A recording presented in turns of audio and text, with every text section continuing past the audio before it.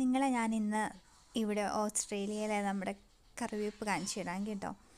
ഇത് നമ്മൾ എനിക്ക് തോന്നുന്നത് ഒരു 3 മാസം മുന്നേ എങ്ങാണ്ട് മേടിച്ച് വെച്ച തൈയാണേ.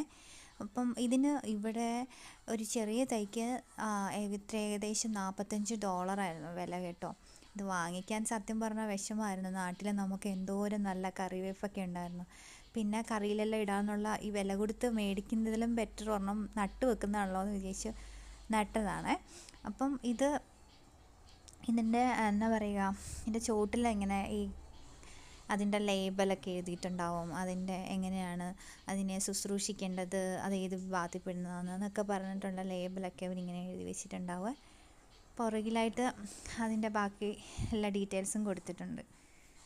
അങ്ങനെയാണ് എല്ലാ ചെടികളും അവരിങ്ങനെ വെക്കുമ്പം അതിൻ്റെ ചുവട്ടിലിങ്ങനെ എന്ത് ഫാമിലിയിൽപ്പെട്ടതാണ് എന്താണെന്നൊക്കെ ഉള്ളതൊക്കെ ഡീറ്റെയിൽസായിട്ട് അതിനകത്ത് വെക്കും.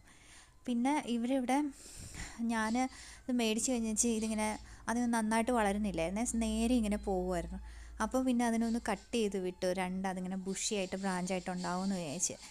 പക്ഷെ നമ്മുടെ നാട്ടിലുണ്ടാവുന്ന പോലെ അത്ര ശക്തിയായിട്ടൊന്നും അന്ന് വളരുന്നില്ല. കാരണം ഇവിടെ പോട്ട് മിക്സ് എന്ന് പറഞ്ഞൊരു സാധനം കിട്ടും. അതിനകത്ത് ഞാൻ നോക്കിയിട്ട് മണ്ണിനേക്കാളും കൂടുതൽ കാണുന്നത് ഈ ചെറിയ ചെറിയ തടിയുടെ കഷ്ണങ്ങളും അങ്ങനത്തെയൊക്കെയാണേ.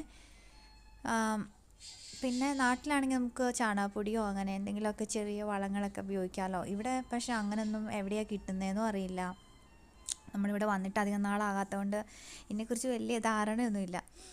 അങ്ങനെയൊക്കെയാണ്.